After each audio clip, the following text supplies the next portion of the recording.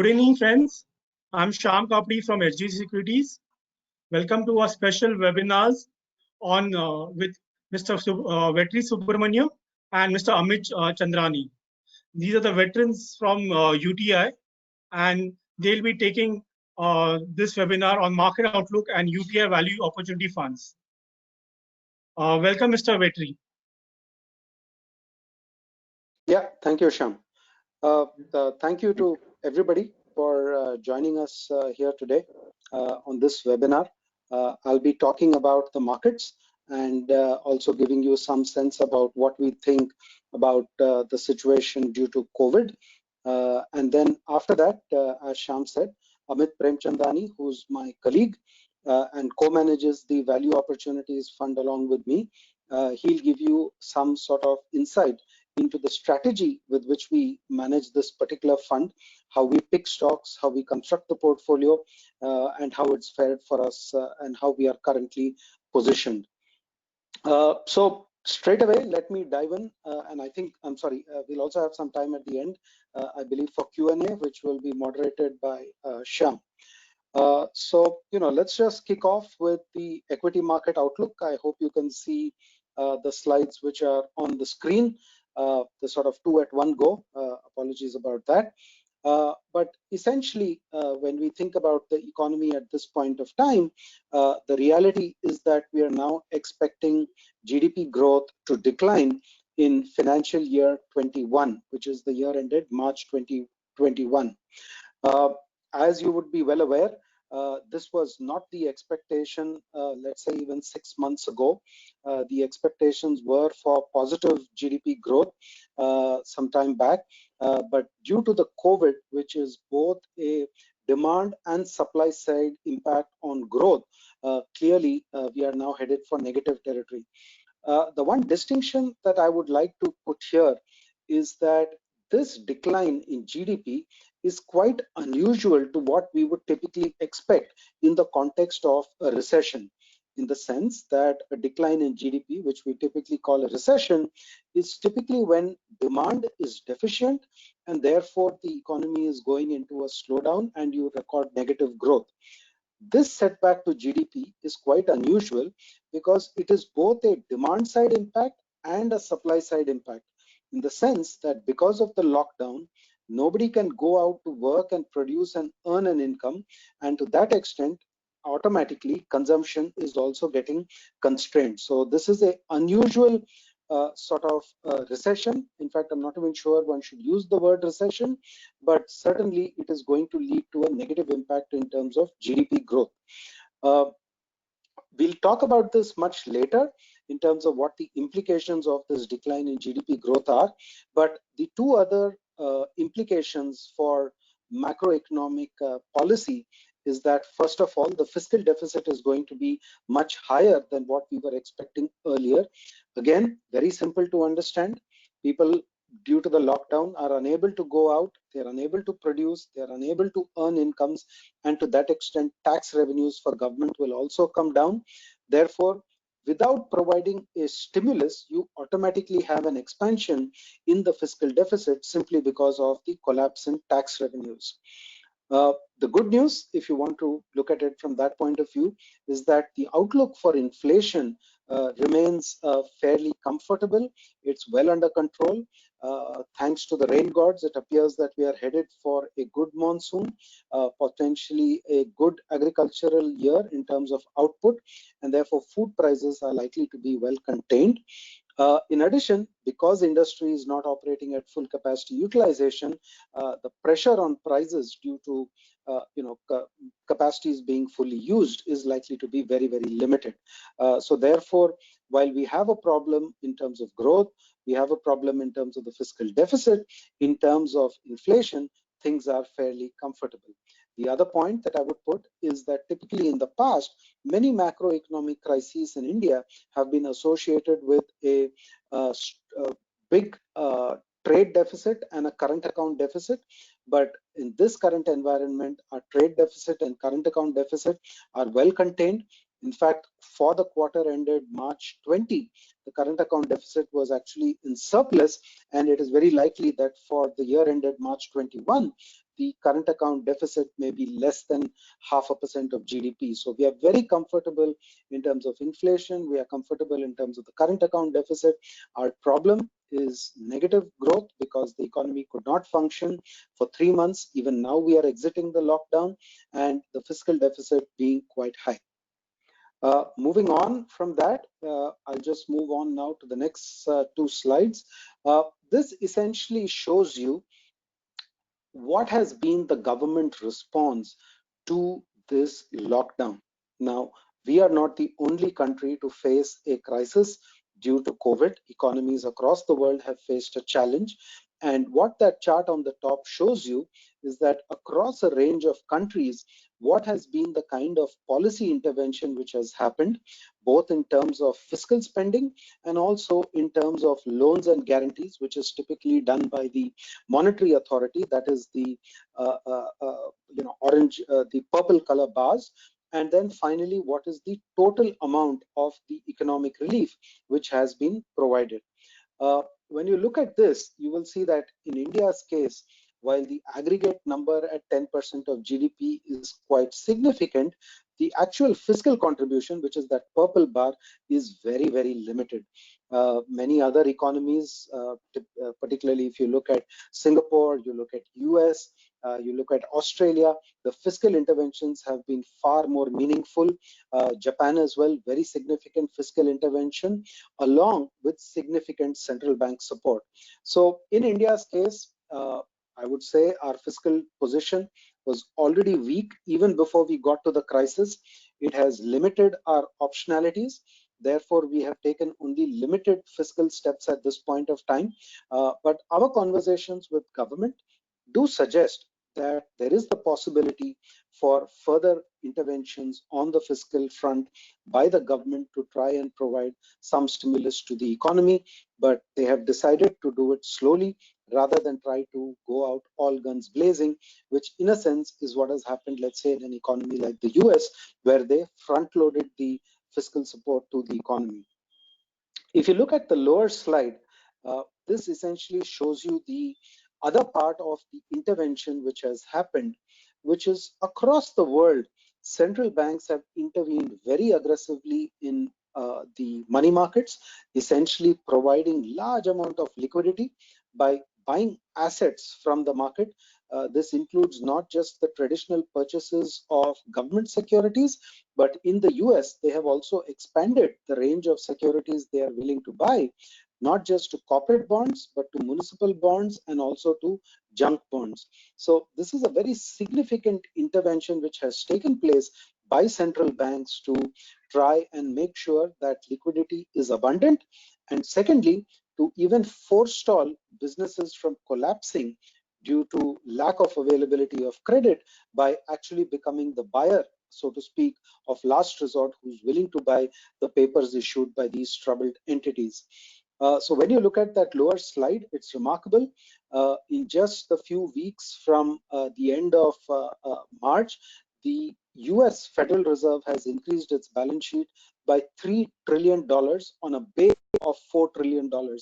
Dramatic expansion of balance sheets. And you can see the other big 4 central banks, the ECB, the Bank of Japan, the Bank of England, they have all enlarged their balance sheets significantly in just a period of about 8 weeks. And as a result of that, you have seen almost about $4 trillion of liquidity and bond buying, which has happened.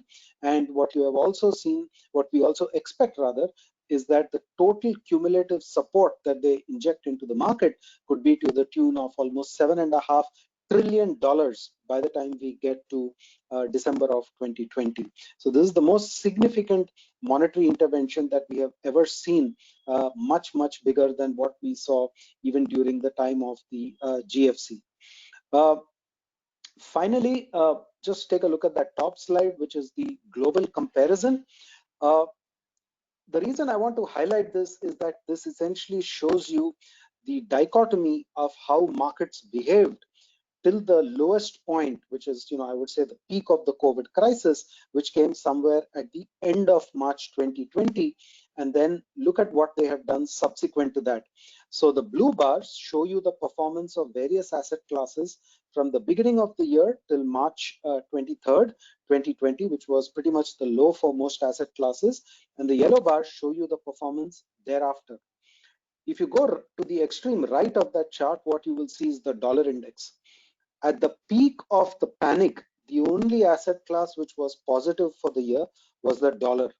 Every other asset class, crude prices down 59%, MSCI World Equity Index down 32%, MSCI Emerging Markets down 32%, gold down but only 2%, the commodity complex down by 13%, and the JP Morgan Emerging Market Currency Index down by 14%. But due to the significant liquidity injection done by particularly the US Fed and also by the other central banks, the position after March 23rd has completely reversed. It's almost a mirror image. The dollar at the extreme right has actually given back all the gains. It has dropped by 5%. And every other asset class has actually rallied in response, be it Brent crude, MSCI World, MSCI EM, gold, CRB metal index, and even the emerging market currency bond index. So in a way, when you think about this, of course, we are still grappling with the challenges related to COVID, but a very significant monetary intervention to provide liquidity to markets, to financial markets in particular, has allowed the dollar to stop being the last bastion to which everybody flees, and it has actually become a source of liquidity and helped reflate all the other asset classes, even as the dollar gave back its gains. So that's the way of thinking about what has been happening in the world due to COVID over the last 3 to 4 months. What are the very practical implications when we come down to the context in India in terms of the Nifty earnings? We've now got the context of a decline in GDP. Obviously, when you look at that lower chart, you can see that the consensus earnings forecasts for the Nifty are declining, and they continue to be cut at this point of time. And I must admit the visibility on this is quite low because we are still in that phase of lockdown. We are not talking about an economy which has returned back to full normalcy. What does this mean in terms of valuations? I'm pulling up two charts here which show you the valuations of the Nifty on a trailing basis, which is the top chart, and at the bottom left chart, you can see the price to book ratio of the same Nifty index. If you look at the trailing P, at the worst part of the crisis, we had gone into extremely cheap valuations, very attractive valuations. Many of our asset allocation models that we use internally were pointing towards the attractiveness of increasing equity allocations. But today, of course, the P multiple has surged back above the long-term average and is now in fairly valued territory, no longer as attractive. But I would still say that bottom up, there is quite a bit of dichotomy in the market, and that is reflected in that lower chart, where on a price to book basis, the market is still below the long-term average and has just come into fairly valued from the cheap zone. So when we look at equities from this perspective, I would basically say two things. The markets are not as attractive as they were 3 months ago, but we are still in the fair value zone. We are still not in what we would call the expensive zone. Particularly looking at the price to book, there is a dichotomy in valuations, and there are several attractive opportunities in the marketplace when we look at stocks on a bottom-up basis, not just in the large cap space, which is the Nifty, but also in the mid cap space and also in the small cap space. So that's sort of the key thoughts I wanted to share. The last slide you see here is just a summary. I think I don't have much to add. I'll just say that obviously the risk that we are faced with today is that can there be a second wave of infections? How smoothly will we see opening up of activity?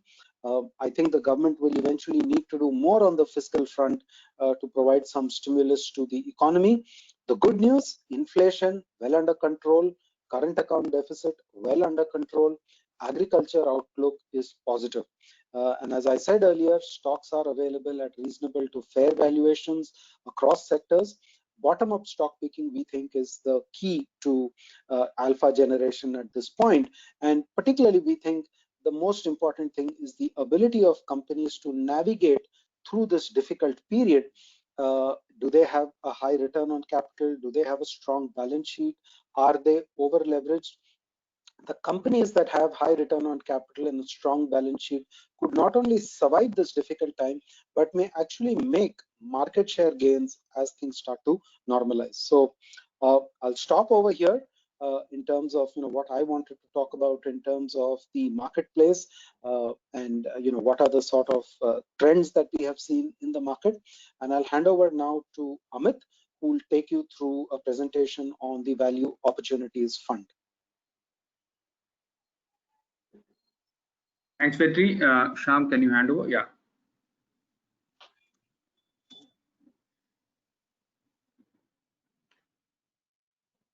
Yeah. Hope you can see the screen. Yeah, we can see the screen. You can go on. Yeah. So I will talk about the UTI Value Opportunity Fund.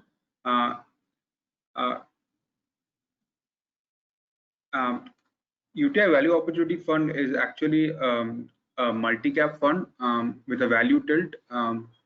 Traditionally, what we have seen is most of the value funds are managed on the basis of multiple-based valuation approach.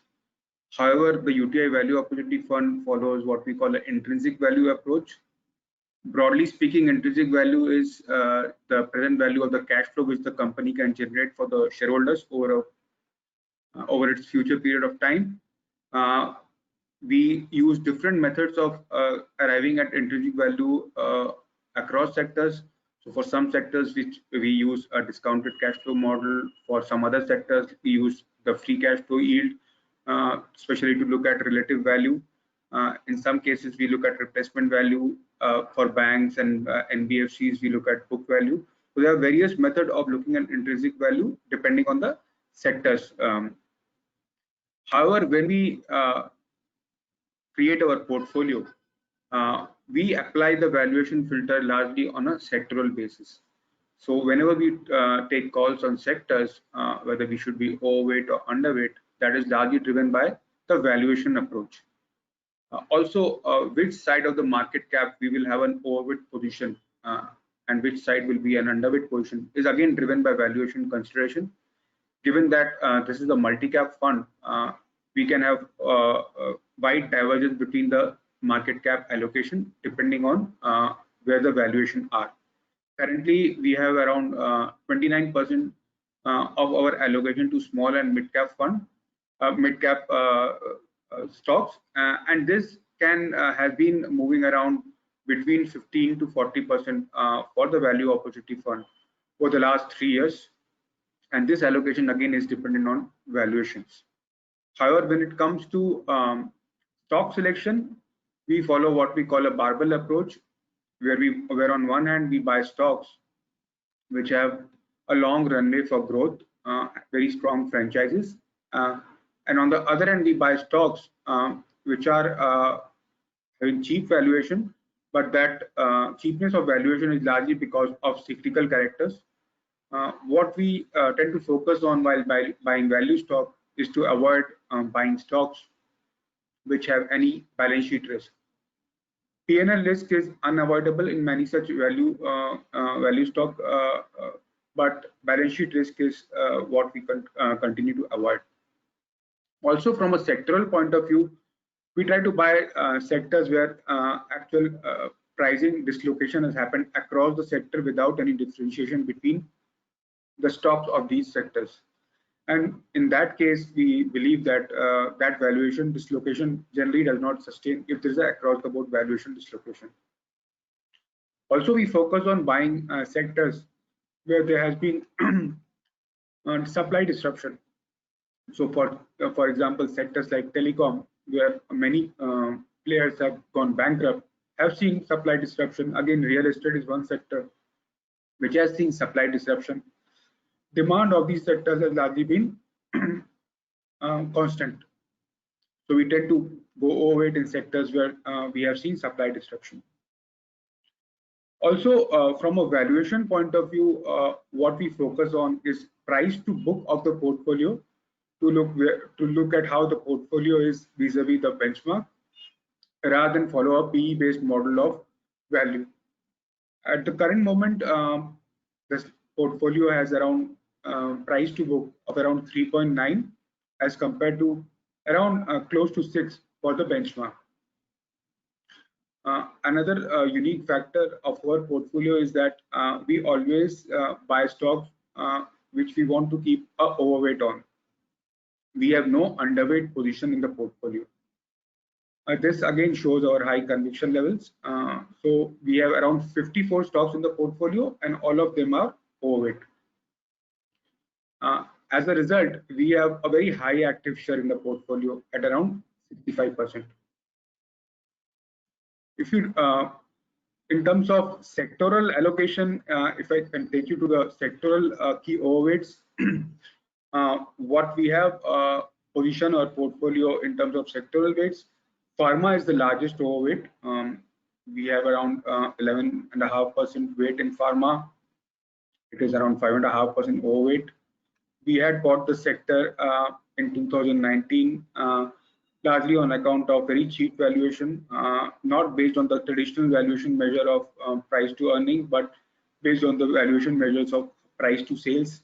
The sector was going through headwind due to generic price erosion and a lot of activity in terms of quality related plant shutdowns.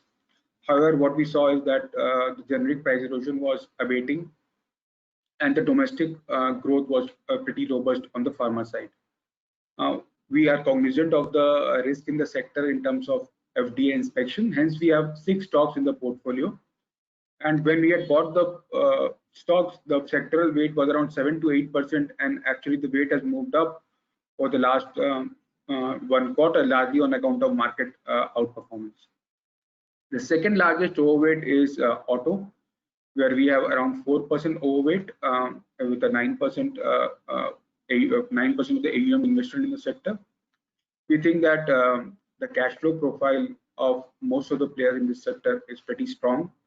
There is no balance sheet risk. Most are very cash rich. Valuation have corrected meaningfully over the last 18 months. Sector has seen a significant degrowth in volume growth in 2019 and is likely to see again in 2020. What we have done in the sector is to buy pure plays in the sector rather than conglomerates in the sector across the commercial way, across the tractor, passenger vehicle, and two-wheeler space. The other sector which we are overweight on through a single stock is telecom, where we have used the theme of supply disruption because of many players exiting and pricing power returning to the remaining players through Bharti, where we have a very large overweight in terms of 5% of the portfolio, 5.5% of the portfolio exposure. The sectors where we are underweight on is largely banking and financial services, where we have around 4% underweight. We have around 26% of the portfolio, and this is and we have kept our exposure in terms of overweights in the stocks which we think will see significant credit cost normalization on account of corporate credit cost trending down. Over the last 1 quarter, we have exited some of the names which have seen pressure on liability side as well as some pressure on the asset quality side. We have exposure in the NBFC name which are pretty limited and largely catering to sectors. The NBFC is catering to the sectors where banks are not very prevalent and having very high ROE businesses. Also, we have invested in a few non-lending names, given these names don't require any capital and they are very strong ROE profile. The sector will see pressure because of the moratorium which has been given, and so the actual numbers of this sector will get reported in terms of credit cost in the second half as compared to the first half, and so the entire impact of COVID will be largely visible in the second half of this year in banking, in the lending institutions.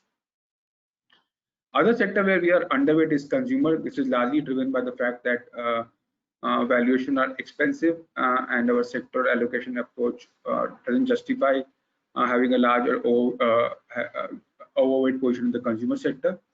Our underweight is largely driven by consumer staples, given that we think the implied growth of what the stock price are in double digits, and we have already seen volume degrowth in large part of the consumer staple name.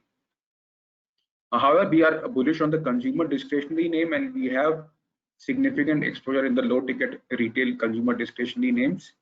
These have again a very strong cash flow profiles, and the penetration level in these names are pretty limited. Energy is another sector where we are underweight, but it's largely to do with our zero weight in Reliance, and we are overweight in some of the gas names in the energy chain, because we think that gas distribution as well as city gas distribution networks will kind of continue to expand. We have exposure in the utility names, given that the sector is relatively cheap in the overall energy basket. However, again, we are cognizant of the fact of some of the balance sheet risk in that sector, so we have invested only in stocks which have clean balance sheets, have ability to sustain the debt levels through the existing cash flows. In the last 1 quarter, largely the portfolio has seen some increase in exposures toward IT, towards oil and gas, and have seen reduction in exposures in banking and financial services and real estate. So that's all in terms of overall portfolio construction as well as portfolio approach. If you want to see the top stocks in the portfolio, you can see many large cap as well as mid cap names, and there are many names in the portfolio which are unique and which are not there in the, some of the names are not even there in the benchmark, and we tend to move the market cap alignment of the portfolio as per the valuation framework that we have, and also the sectoral allocation as per the valuation framework, while stock picking is largely through a barbell approach. So I will just stop it at that and open the floor for questions. Thank you, Amit. We have a lot of questions from our viewers. I'll just go by one. So the first question is, with earning growth likely to be impacted for Q2 and Q3, how is the fund positioned to tackle this?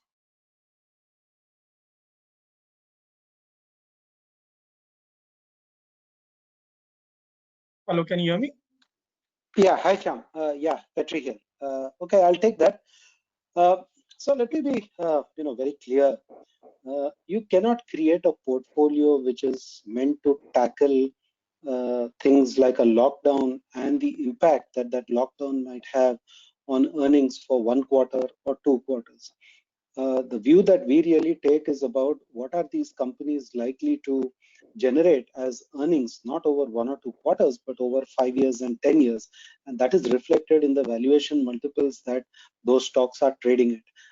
Stocks are valued on the basis of earnings that the company generates over its lifetime, simplistically maybe 10 years or 20 years, and not on 1 quarter or 2 quarter. We manage our portfolio with a long-term approach. So even if you see over the last 4 years, the average portfolio turnover is in the region of about 30 to 35% a year. So on average, we hold stocks for 3 years. So I would first of all say we don't look at things like quarterly earnings. Second, visibility of earnings today is very poor because we are still exiting the lockdown. We do expect many companies to record a decline in earnings in 2021, but our investment decision or decision to continue owning them is not based on that. It is based on the fact that we believe that many of these companies will be able to stabilize, come out of the crisis, and eventually start growing earnings again. And it is on that basis that we judge them to be attractive based on their valuations and balance sheet.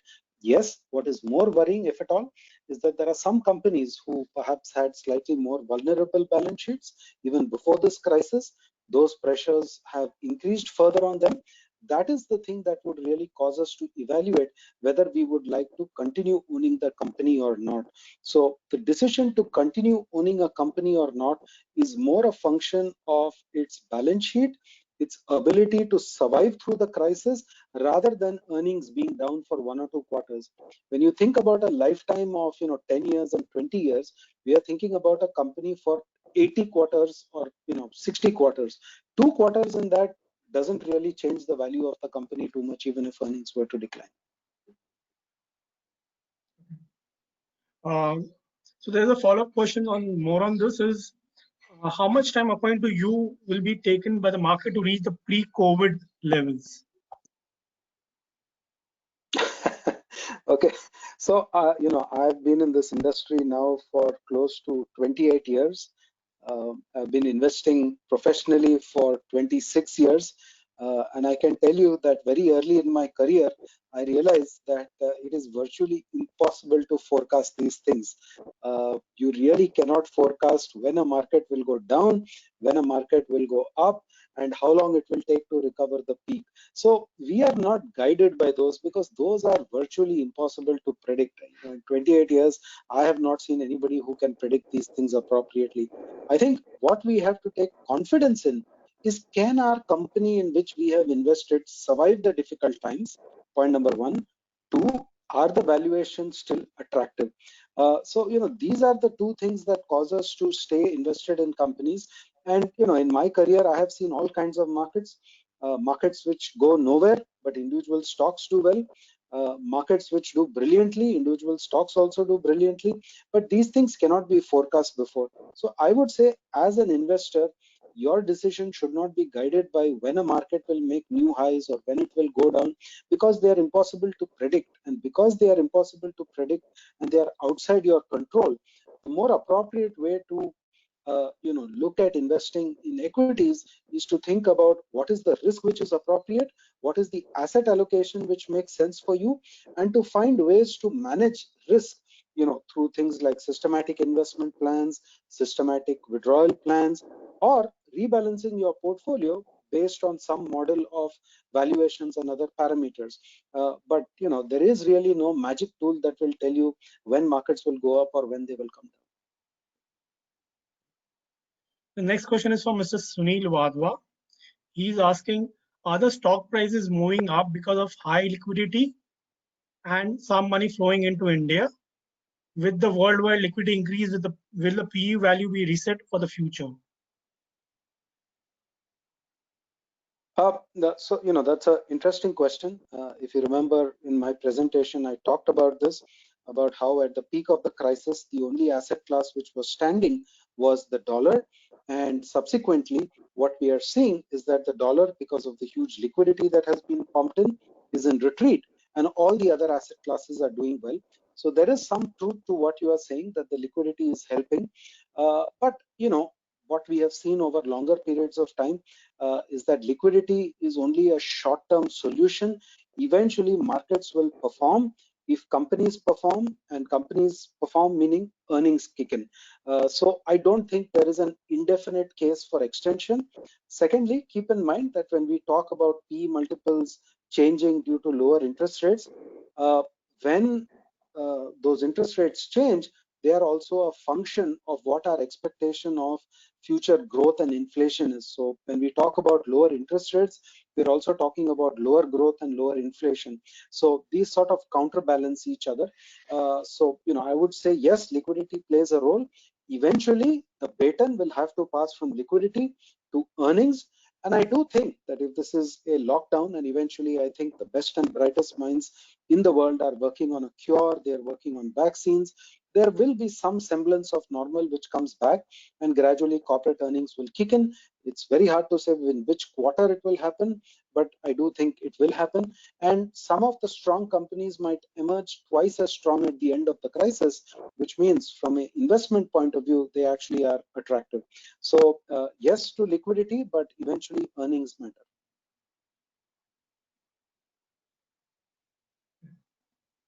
We have one more question from Mr. Jashan Singh.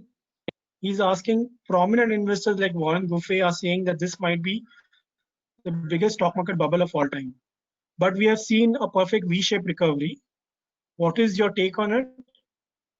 And do you expect a sharp fall in the market in the future? Plus, he's sitting on some cash, so he's asking what should be the course? Should we invest or should we hold on? So, I think Buffett is, got a legendary track record. So one argues with him uh, at great risk to oneself.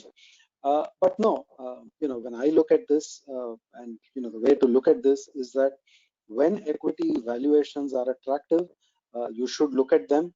I think some of the interventions that we have seen were necessary simply because this was a very unusual situation. As I repeat, it was not a business cycle led slowdown. This was a situation in which people were told not to operate their businesses, not to go out and earn an income, and therefore some kind of fiscal intervention becomes necessary, and so does monetary intervention. One way to think about this is think back to World War II, right? This was the kind of expenditure that governments had to do at that point of time, both in terms of monetary policies, fiscal policies were highly extraordinary, but they were required because the situation demanded it. The US fiscal deficit went up dramatically, US debt to GDP ratio went up dramatically, but the target was to win the war, right? That was a world war, and certain policies were adopted. And over time, as the economy normalized, they were able to pay down that debt. So yes, there is an implicit risk when you adopt the kind of policies that we have adopted today, but it would be foolhardy to say that governments should stay on the sidelines and allow businesses and incomes to get completely crushed when this virus, and we are really waging a war against this virus today, has sort of devastated individuals and businesses. So I think that is a debate for the politics about it, but I think intervention was required. It has been forthcoming. And if we can get growth back, then eventually we will be able to pay down the debt. Stock markets have a tendency to go down and go up very sharply, nothing unusual. In my career over 28 years, I have seen falls of, in excess of 30%, maybe about 7 times in my career. So, is this fall remarkable? The answer is no. I've seen 7 falls in my career which were more than 30%, 2 falls which were more than 50%, one which was 60%. Falls happen. The reasons will be different every time. Some government intervention and policies are required.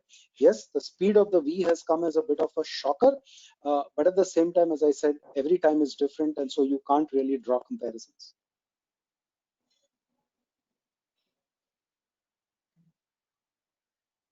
Mr. Anand Bala is asking, how is the downside risk protected in the event of a market crash in the funds? Interesting question, and I'll just answer this not just in the context of the UTI Value Opportunities Fund, but any equity fund that UTI manages. In all these funds, our underlying presumption is that the investor has already taken a decision on how he wants to allocate his or her assets across different asset classes. So when money is given to us in an equity fund, we invest it to the tune of, I would say, on average, about 95% in equity at all points of time. So we do not take market calls or cash calls because, as I said earlier, we don't have the ability to do it. We don't have a method to do it in our regular funds, and we believe money given to us in equity funds is meant to be invested in equity as an asset class. So how do we manage downdrafts? This is not the first downdraft that I'm experiencing in my career. I've seen downfalls in 2007, 2008, happened again in 2011, 2013. The only thing which helps you survive drawdowns is the quality of the stocks in your portfolio. Good companies can survive difficult times and bounce back twice as strong. So very simple answer to your question. You cannot protect downside in the portfolio. You can only buy the companies that can survive difficult times. And if you do that consistently, then you will have to take the downdraft, but you will also get the benefit on the way up. As an investor, I think all investors, as I said in my earlier comments, need to have some method for asset allocation different between asset classes. And when you do that, you need to keep in mind issues like valuations. So, theoretically, at higher valuations, your allocation to equity should be lower, and at much lower valuations, your allocation to equity should be higher. But we do not take cash calls in our equity portfolios at UTI. And in fact, I would think most mutual funds typically tend to run fully invested portfolios. We have a very interesting question from Mr. Siddharth Shah. He's asking why most funds are not beating the index, and given that, why should one invest in mutual funds? Interesting question. It depends on the time frame that you look at it. There are periods when a strategy will beat the benchmark handsomely, and there are other times where it will not. When we look at the Value Opportunities Fund, our own experience over the last 3.5 years has been that there are points at time where we are challenged relative to the benchmark, and at other times we've come out quite handsomely relative to the benchmark. So there will be volatility in outcomes relative to the benchmark. Yes, it does create a challenge for all investors in terms of selecting mutual funds, and that is why perhaps you need to work with advisors to understand which mutual funds have a proper process in place, who follow it consistently, and therefore are able to generate alpha over time. But I do believe, and at UTI, we have a large research team, a large bunch of active fund managers running active strategies with the intention to deliver alpha to investors. But we also run passive funds. And I think all investors at some point of time will find that making some allocation to passive funds is also a good thing to do, simply because you are getting the market related outcome at a very, very low cost. So I think there is merit in all investors looking at both active and passive strategies to optimize the value for money outcome for them. But there will always be some funds that can generate alpha. I think we feel confident about the track record of our fund and what we've done in the last 3.5 years, or what I've done in the past before that. And therefore, use your own methodology and process. But there will always be some funds that can create alpha, and that can add to your return. So I would recommend a strategy which encompasses both active and passive funds. We have one more question from Mr. C. Prem Kumar. He's asking, what is the time span now recommended for this fund, 4 or 5 years from now? So whether it is this fund or, for that matter, any other fund, I would typically say that for all equity products, you need to think 5-year terms in terms of investment. To the extent that today valuations are still in the fair value zone, perhaps returns can be attractive even in a shorter time period. But I would say for all equity products, you should think 5 years or more in terms of time horizon. I also think this is a bit of an artificial question, because the way to think about it is that you are going to be an investor, you're going to be saving for many years in your sort of career, right? So if you're very young, you're in the early 20s, you've got a 20-25 year career ahead of you, where you will be earning money, saving money, and investing it. So this concept of looking at 3 years, 5 years beyond a point outlives its utility. You need to think about it in terms of what are your financial goals.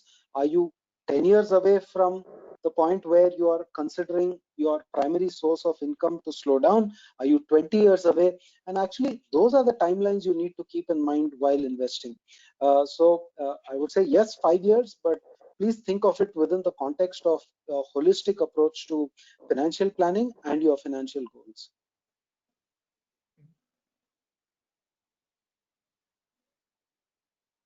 I think that is all the questions that we have for today. Thank you, Mr. Subramaniam and Mr. Amit Premchandani. It was a wonderful and informative session. I'm sure a lot of people have got more insight into the funds that you have. Thank you so much for coming and joining us. Thank you, Shyam, and thank you everybody for joining us here today. And we hope that all of you and your families stay safe and healthy during these challenging times. Thank you. Thank you. Thanks everyone. Thanks, Shyam. Bye.